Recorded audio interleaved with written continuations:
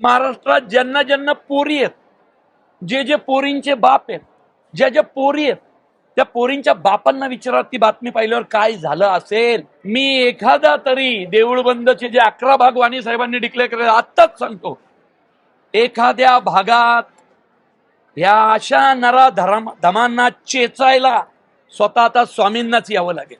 त्याच्यात कायदा बिदा असं काही नसेल, कारण ज्यावेळी स्वामी शिक्षा द्यायला उतरतात त्यावेळी स्वामींची शिक्षा भयानक असते. जेव्हा करायची त्याला अशी शिक्षा होईल, त्याच्या वाट्याला असा मृत्यू येईल की पुन्हा कोणी धजावणार नाही. आणि पुण्यामध्ये ज्या घटना घडत आहेत, विशेषतः राज्यभरात या घटना घडत आहेत, पुण्यामध्ये देहूमध्ये सुद्धा तशाच पद्धतीचा एका गिरणी चालकाने एका अल्पवयीन मुलीवर अत्याचार करण्याचा प्रयत्न केला. काय नक्की हवं सोल्युशन काय? आपण जसं म्हणालात की शेतकरी बघा, ह्या चित्रपट मी एक फिल्म मेकर आहे. मी काय करू शकतो? मी माझी उद्विग्न प्रतिक्रिया तर एकदा दिलेली आहे, त्याच्यावरनं पण केवढी गदारोळ उठला. पण शेवटी एक माणूस आहे ना मी पण. आता महाराष्ट्रात ज्यांना ज्यांना पोरी आहेत, जे जे पोरींचे बाप आहेत, ज्या ज्या पोरी आहेत, त्या पोरींच्या बापांना विचारा ती बातमी पाहिल्यावर काय झालं असेल. तर एक फिल्म मेकर म्हणून मी एकच गोष्ट करेल,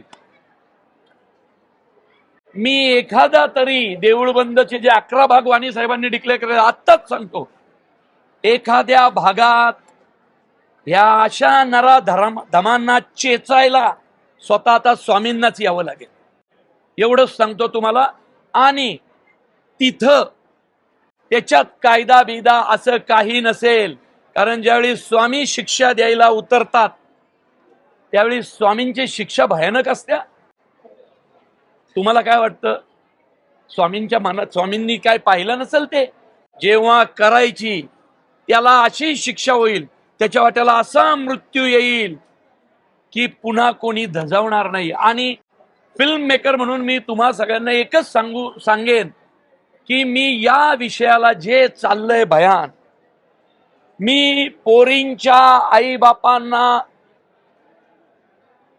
एक आशेचा किरण देण्यासाठी असा एखादा चित्रपट बनवेन की त्या नराधमांना असे मृत्यू दिसतील त्या चित्रपटात की ते पाहून पुन्हा कुणी असं करण्याची हिम्मत करणार नाही. जसं मुळशी पॅटर्न नंतर शेतकऱ्यांच्या जमिनी धाक धपटशाने घेणं बंद झालं, कुणी काही म्हणा, पण मुळशी पॅटर्ननी शेतकऱ्याला खडबडून जागं केलं.